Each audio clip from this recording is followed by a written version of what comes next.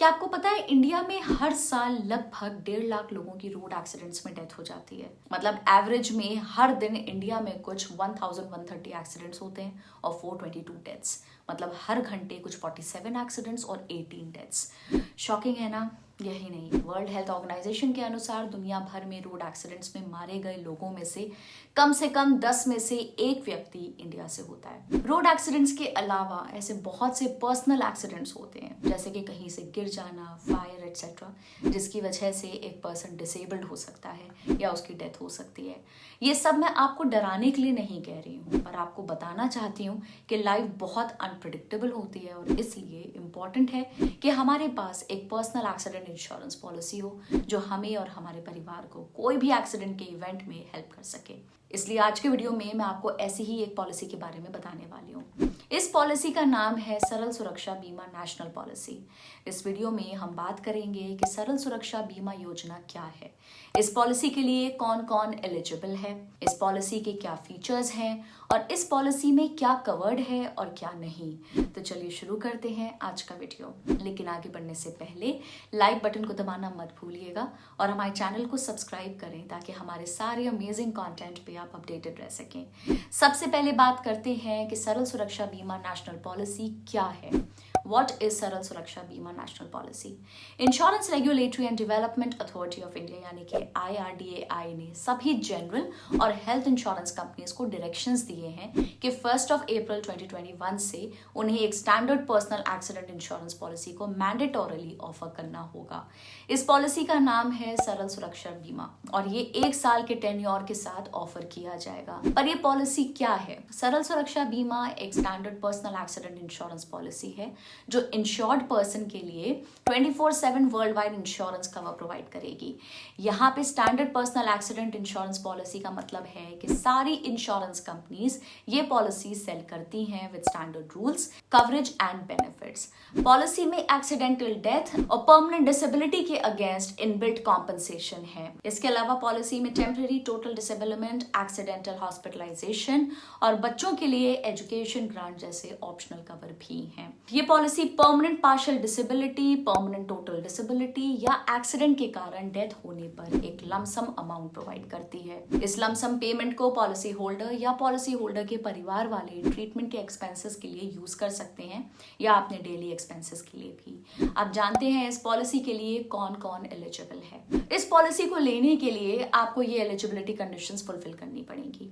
आपकी minimum entry as 18 years होनी चाहिए और मैक्सिमम एज 70 ईयर्स। कोई भी फैमिली मेंबर की मैक्सिमम एंट्री एज 70 होनी चाहिए। आप अपने डिपेंडेंट चिल्ड्रन के लिए भी पॉलिसी ले सकते हैं। उनकी एज 3 मंथ से लेके 25 ईयर्स तक हो सकती है। एक फैमिली ये पॉलिसी इंडिविजुअल बेसिस पर भी ले सकती है, मतलब कि चोजन सम इंश्योर्ड हर मेंबर को सेपरेटली अप्लाई करना होगा। अब सबसे जरूरी बात आती है कि ये पॉलिसी हमें क्या फीचर्स प्रोवाइड करती है। चलिए जानते हैं। सरल सुरक्षा बीमा नेशनल पॉलिसी बहुत से फीचर्स ऑफर करती है। चलिए कुछ फीचर्स को समझते हैं। Customize coverage.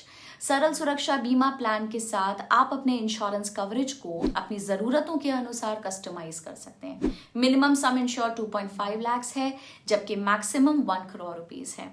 सेकंड है फ्लेक्सिबल प्रीमियम पेमेंट फ्रीक्वेंसी। आप परचेज के समय अपने प्रीमियम पेमेंट की फ्रीक्वेंसी चूज कर सकते हो, चाहे वो मंथली हो, क्वार्टरली, सेमी एनुअली या एनुअली हो। थर्ड है रिन्यूअल। सरल सुरक्षा बीमा पॉलिसी का टेन्योर 1 साल है, लेकिन आपके पास हर साल अपने कवरेज को रिन्यू करने का ऑप्शन होता है।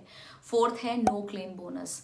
अगर आपने पिछले पॉलिसी साल में कोई क्लेम नहीं किया और अपने प्लान को ड्यू डेट के अंदर रिन्यू किया तो आपको अगले साल के लिए अपने सम इंश्योर्ड अमाउंट में 5% का इंक्रीज मिलेगा। ये बोनस क्यूमुलेटिव है तो ये हर साल बढ़ता रहेगा, मैक्सिमम 50% तक, जब तक आप कोई क्लेम नहीं करते और अपने पॉलिसी को समय पे रिन्यू करते हैं। फिफ्थ है फैमिली कवरेज। सरल सुरक्षा बीमा प्लान आपके पूरे परिवार के लिए कवरेज प्रोवाइड कर सकता है, जिसमें आप खुद, स्पाउस, आपके माता पिता, आपके डिपेंडेंट बच्चे और आपके सास ससुर भी इंक्लूडेड हैं। इसके अलावा सम इंश्योर्ड हर पर्सन के लिए अलग अलग होता है। तो आप हर इंश्योर्ड पर्सन के लिए पूरे सम इंश्योर्ड अमाउंट तक क्लेम कर सकते हैं। फॉर इंस्टेंस, अगर सम इंश्योर्ड 5 लाख रुपए है तो आप हर इंश्योर्ड फैमिली मेंबर के लिए 5 लाख रुपए सेपरेटली क्लेम कर सकते हैं। सिक्स्थ है ऑप्शनल एड ऑन्स। आप परचेज के समय ऑप्शनल राइडर्स जैसे कि temporary total disablement, accidental hospitalization और चिल्ड्रंस एजुकेशन ग्रांट चुनकर अपने कवरेज को बढ़ा सकते हैं। ये add ons base sum insured से ऊपर के एडिशनल बेनिफिट्स प्रोवाइड करते हैं, लेकिन ध्यान रखें कि इन्हें चुनने से आपका प्रीमियम बढ़ सकता है। ये तो बात हुई पॉलिसी के फीचर्स की। अब बात करते हैं कि पॉलिसी में क्या कवर्ड है और क्या नहीं। पॉलिसी में बेस कवरेज और ऑप्शनल कवरेज है। पहले बात करते हैं बेस कवर की। बेस कवरेज, इसमें पॉलिसी 3 चीजों को कवर करती है।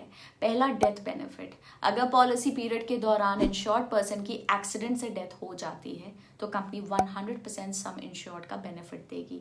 बस एक कंडीशन है कि इंश्योर्ड पर्सन की डेथ एक्सीडेंट होने के 12 महीने के अंदर हो जानी चाहिए। सेकंड है परमानेंट टोटल डिसेबलमेंट बेनिफिट। अगर पॉलिसी पीरियड के दौरान इंश्योर्ड पर्सन का एक्सीडेंट हो जाए और उसकी वजह से उसे परमानेंट टोटल डिसेबलमेंट हो जाए तो इंश्योरेंस कंपनी 100% सम इंश्योर्ड प्रोवाइड करेगी। यहाँ पे परमानेंट टोटल डिसेबलमेंट इसे कहा जाता है total and irrecoverable loss of site of both eyes or physical separation or loss of use of both hands or feet, physical separation or loss of use of one hand and one foot, or loss of sight of one eye and physical separation or loss of use of hand or foot. If such injury shall as a direct consequence thereof permanently and totally disables the insured person from engaging in any employment or occupation or any description whatsoever. Third है permanent partial disablement benefit. अगर accident के दौरान insured person suffers from permanent partial disablement तो insurance company सम insured का एक percentage पे करेगी disablement की सिवियरिटी के अकॉर्डिंग। अब बात करते हैं ऑप्शनल कवर की।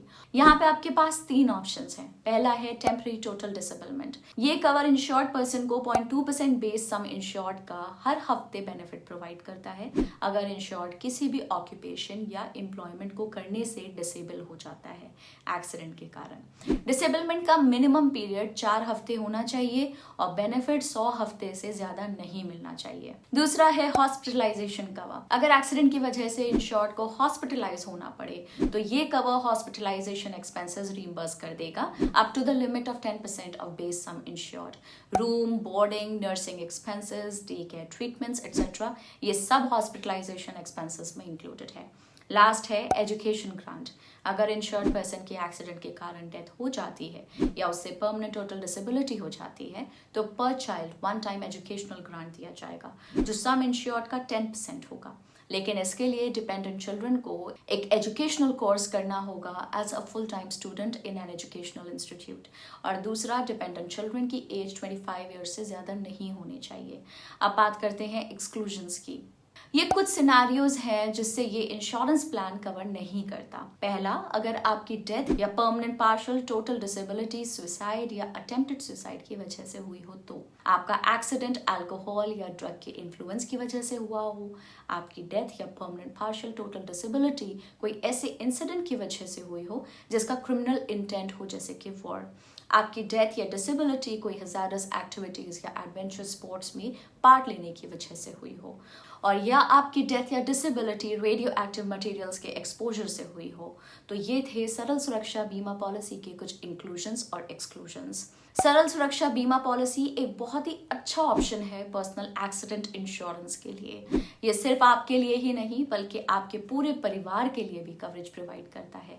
हर एक फैमिली मेंबर अलग से पॉलिसी के अंडर कवर्ड है, जिससे ये एक बहुत ही अच्छा ऑप्शन बन जाता है। इसके ऊपर से 1 करोड़ रुपए तक का कवरेज भी प्रोवाइड करता है कुछ ग्रेट एड ऑन्स के साथ। लेकिन याद रखिए, जब आप इंश्योरेंस पॉलिसी खरीदने के बारे में सोचते हैं तो आपको अपनी ज़रूरत और रिक्वायरमेंट्स और अपने बजट को ज़रूर कंसिडर करना चाहिए, एक इन्फॉर्म डिसीजन लेना चाहिए उसके बाद। इसके साथ आज के वीडियो को हम यहीं पे एंड करते हैं, और अगर आपको ये वीडियो हेल्पफुल लगा हो तो इसको लाइक करना ना भूलें और अपने फ्रेंड्स के साथ शेयर करें, और ऐसे ही अमेजिंग कंटेंट के लिए सब्सक्राइब करें। Thanks for watching, bye bye.